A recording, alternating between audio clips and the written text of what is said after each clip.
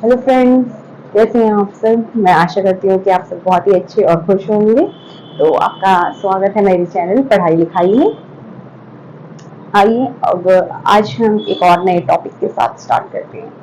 आज का जो सब्जेक्ट रहेगा वो है एसएसटी और जो उसका टॉपिक रहेगा वो है मीन्स ऑफ ट्रांसपोर्ट, यानी कि यातायात के साधन। तो आइए हम इसे देखते हैं, पढ़ते हैं।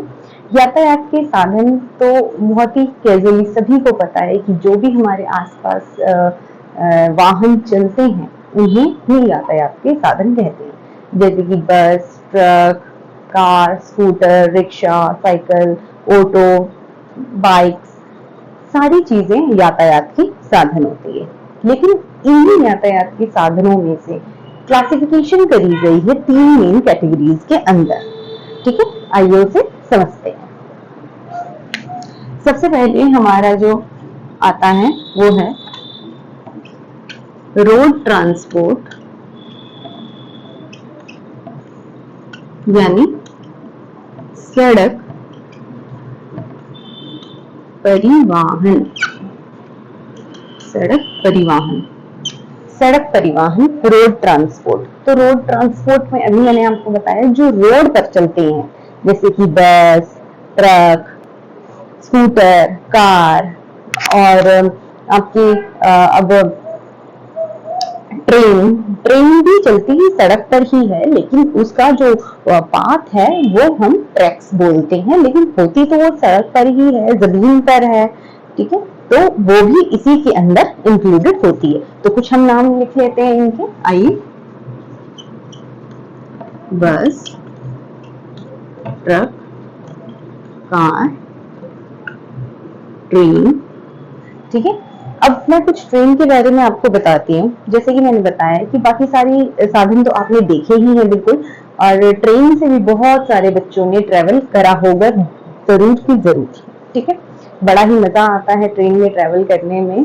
ठीक है, और अब ट्रेन सभी बच्चों को पता होनी चाहिए कि ट्रेन तो पटरी पर चलती है, ट्रैक्स होते हैं उसके। ठीक है, लेकिन ट्रेन में क्या ईंधन डाला जाता है जिससे वो चलती है। तो ट्रेन जो होती है वो इलेक्ट्रिसिटी से चलती है, कोयले से चलती है और डीजल से भी चलती है। ठीक है, इन तीनों चीजों से ट्रेन चलती है। बेसिकली अब इलेक्ट्रिसिटी से चलती है, कोयले का इस्तेमाल कम होता है। पहले के टाइम पर कोयले का इस्तेमाल होता था। आप सभी ने गदर पिक्चर देखी होगी। तो गदर पिक्चर में जब वो लास्ट वाला सीन आता है और जब ट्रेन जा रही होती है तो वो बहुत सारा कोयले को ऐसे ऐसे करके डाल रहे होती है। तो कोयले से भी ट्रेन पहले चला करती थी, लेकिन अब इलेक्ट्रिसिटी से ज्यादा चलती है। ठीक है, अब आ जाइए, और बाकी जैसे बस है, ट्रक है, कार है, तो ये सब चीजें किससे चलती है? पेट्रोल से और डीजल से चलती है। देखिए, पेट्रोल या डीजल से चलती है और सीएनजी से भी चलती है। जैसे बसेज हैं, दिल्ली में तो सारी बसेज सीएनजी से ही चलती हैं। और क्या है जो इसके अंदर इंक्लूड है? अब गाड़ियां जो हैं, स्कूटर्स जो हैं, बाइक्स जो हैं, वो इलेक्ट्रिक भी आ गए हैं सब, ताकि जो ये पेट्रोल और डीजल है, जो पेट्रोल और डीजल है, इसका कम से कम यूज हो। क्यों कम से कम यूज हो? क्यों हम उसका यूज नहीं कर सकते बार बार, लगातार, हर बार? क्योंकि ये बहुत सालों में जाकर जीवाश्म से बनता है। ये जब आप थोड़े और बड़े हो जाएंगे, मैं बड़ी क्लासेस के लिए थोड़ा पढ़ाऊंगी, तब मैं आपको बताऊंगी कि जीवाश्म क्या होता है। तो लेकिन अभी बेसिकली आप ये समझिए कि ये इसका जो निर्माण होता है, पेट्रोल और डीजल का जो निर्माण होता है, वो बहुत बहुत साल लग जाते हैं इसका निर्माण होने में। और अब इसकी जो क्वांटिटी है वो कम होती जा रही है, क्योंकि इंसानों ने इसकी खपत बहुत ज्यादा कर ली, जिस वजह से पॉल्यूशन फैल रहा है। और ओजोन लेयर है जो हमारे पृथ्वी के चारों ओर होती है, इस पॉल्यूशन के वजह से दम घुटता है, पोल्यूशन, दिल्ली वालों को पोल्यूशन के बारे में बताने की कोई जरूरत नहीं है, क्योंकि दिल्ली वालों के लिए तो पोल्यूशन एक बहुत बड़ा खतरा है। तो जो ये अर्थ है, अर्थ के चारों ओर ओजोन लेयर है, ये पोल्यूशन जाके उसको छेद करता है और इससे जो सूरज की अल्ट्रावायलेट रेज होती है वो हम तक पहुंचती है, जो वो बहुत हानिकारक है हमारे लिए। तो इसीलिए इसको कम करने के लिए, इसका यूज कम करने के लिए हम किस पर अब स्विच कर रहे हैं, हम सीएनजी पर स्विच कर रहे हैं और इलेक्ट्रिक वाहनों पर हम स्विच कर रहे हैं कि इलेक्ट्रिक से वो चार्ज हो जाए और हम उसका इस्तेमाल करें। और क्या है इसके अंदर, आपने ये देखा होगा, ये सब चीजें तो, ये जितनी भी चीजें हैं ये आपने देखी होंगी ज्यादातर जो अर्बन सिटीज हैं उनमें आपको ये देखने को मिलती है। लेकिन विलेजेस में क्या होता है, विलेजेस में कौन कौन से ट्रांसपोर्ट चलते हैं? आप सब अपने गाँव जाते होंगे, अपने दादा दादी से मिलने, नाना नानी से मिलने, आपके रिश्तेदार होते होंगे, गर्मियों की छुट्टियों में, सर्दियों की छुट्टियों में आप जाते होंगे, तो वहां पर आपने देखा होगा, वहां पर बैलगाड़ी का सबसे ज्यादा यूज होता है। तो बैलगाड़ी बहुत ही अच्छी है, देखो उसमें कोई ईंधन ही नहीं डलता, कुछ भी नहीं होता और कितना फ्रेंडली है वो, कोई पोल्यूशन भी नहीं होता। तो विलेजेस इसीलिए अब हमें अच्छे लगने लग गए हैं।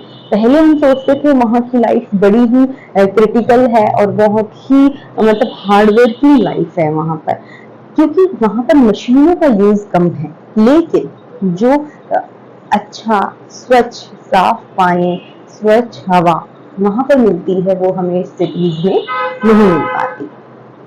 तो वहां पर कैमल कार्ट होती है, जैसे ऊंट की गाड़ी, और बुलक कार्ट्स होती है, बैलगाड़ी होती है। तो ऐसे साधनों का, ट्रांसपोर्ट का यूज ज्यादा होता है। अब ट्रांसपोर्ट मतलब यातायात का क्या मतलब है कि एक जगह से दूसरी जगह जाना, एक जगह से जो साधन आपको दूसरी जगह तक पहुंचा दे, उसी को ही यातायात का साधन कहा जाता है। आपके सामान को भी पहुंचा दे और बेसिकली आपको पहुंचा दे वहां तक, एक जगह से दूसरी जगह तक, तो उसे ही हम मीन्स ऑफ ट्रांसपोर्ट, यातायात के साधन हम कहते हैं। ठीक है, तो अब आपको ये बिल्कुल क्लियर हो गया होगा कि रोड ट्रांसपोर्ट के अंदर, हमारे सड़क परिवहन के अंदर हमारे बस, truck, car, train, scooter, bike, सारी चीजें इसके अंदर आती हैं, जो भी आप अपने सड़क में चलते हुए साधन देखते हैं। तो आइए अब हम दूसरे ट्रांसपोर्ट के बारे में बात करते हैं, वो है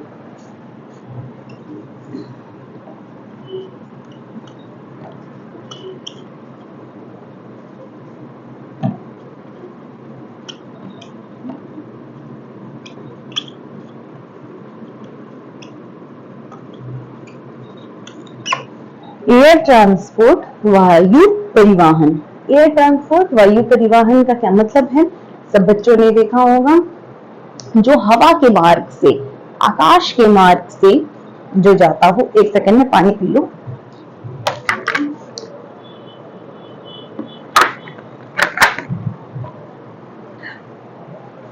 जो हवा के मार्ग से, वायु के मार्ग से जाता हो साधन, उसी को ही वायु परिवहन कहते हैं। जैसे सबको पता है हेलीकॉप्टर, एरोप्लेन, ये दोनों तो बहुत ही बेसिक चीजें हैं जो हमें पता भी है और लोग उस पर यात्रा भी करते हैं, उसमें यात्रा भी करके जाते हैं।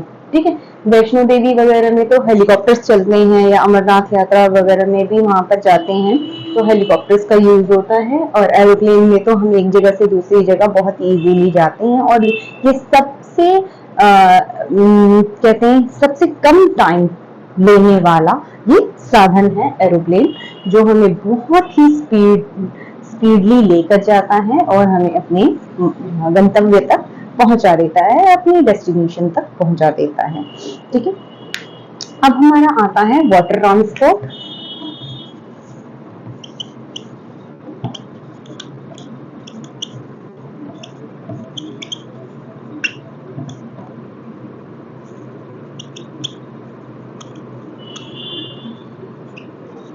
जल परिवहन। जल परिवहन का क्या मतलब है कि जल में भी, जैसे कि रिवर्स में है या सीज में है, ओशियंस में है, तो यहाँ पर भी एक जगह से दूसरी जगह जाने के लिए हम परिवहन का यूज करते हैं। नदी को पार करना होता है तो तब हम यूज करते हैं परिवहन को, एक छोर से दूसरे छोर, एक किनारे से दूसरे किनारे, या जैसे कि हम ओशियंस में या सीज में होते हैं तो एक एरिया से दूसरे एरिया तक पहुंचने के लिए हम जल परिवहन का यूज करते हैं। तो जल परिवहन के अंदर क्या होती है? बोट होती है, बोट मतलब नाव, नाव होती है, और क्या होती है? शिप होता है, शिप, जहाज, जहाज होता है। तो नाव तो हम कहते हैं छोटी नाव जिसमें कुछ लोग बैठ जाते हैं, और नाव वाला हमें एक जगह से दूसरी जगह पार करा देता है, और नाव चलती है रिवर्स में, नदियों में। और जो जहाज होता है, जो जहाज बड़े बड़े जहाज होते हैं, वो लोगों को एक जगह से दूसरी जगह लेकर के जाते हैं। ठीक है, आजकल क्रूज भी है, क्रूज भी ऐसे होते हैं जो लोगों को वेकेशन वगैरह पर एक जगह से दूसरी जगह लेकर जाते हैं। वो बिल्कुल एक क्रूज ऐसे शिप को कहते हैं जिसमें आपकी सुविधा की हर सामान उसके अंदर होता है।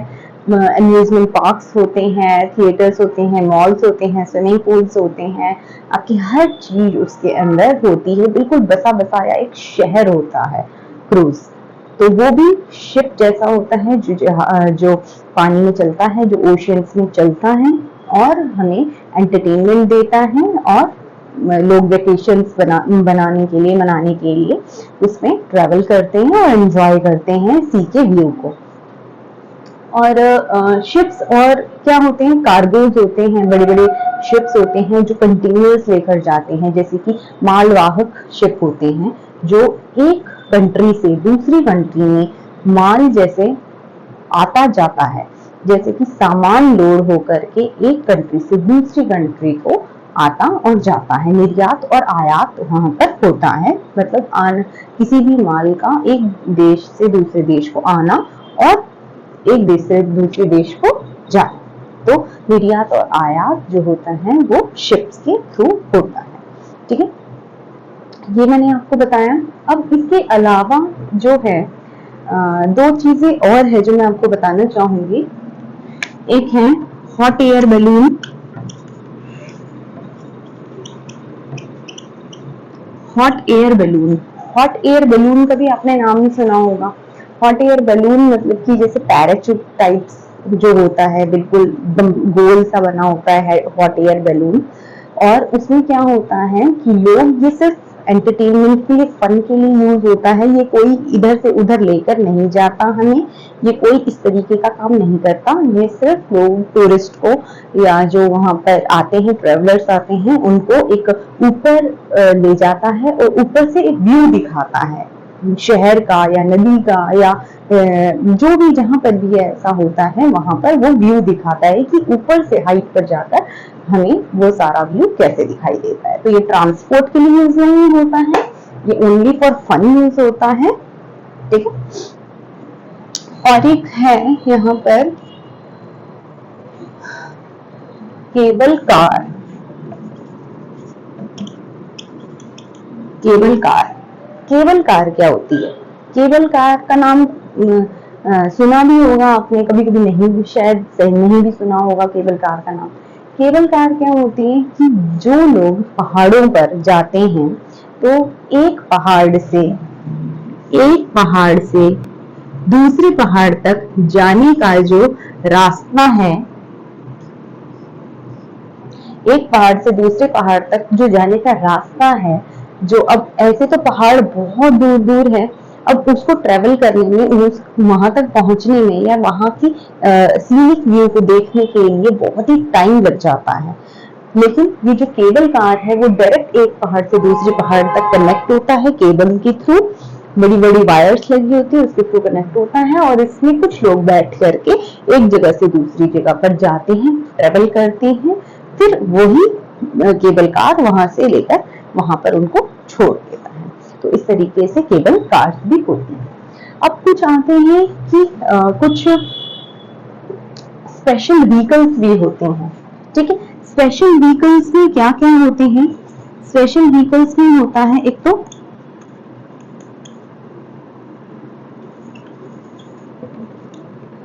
एक तो होता है फायर इंजन। ठीक है, फायर इंजन क्या करता है? बेसिकली फायर इंजन मतलब फायर ब्रिगेड। ठीक है, फायर ब्रिगेड का आप सबको पता है कि फायर ब्रिगेड क्या होता है। फायर ब्रिगेड जब आग लग जाती है कहीं तो हम कॉल करते हैं और फायर ब्रिगेड की गाड़ी आती है और वहां आग बुझाने का काम करती है। ये कोई एक जगह से दूसरी जगह इंसानों को नहीं लेकर जाती, ये एक स्पेशल व्हीकल होता है। ठीक है, स्पेशल व्हीकल होता है ये, जो लोगों की जान बचाने के लिए यूज होता है। फायर ब्रिगेड, फायर इंजन, और दूसरा होता है एम्बुलेंस।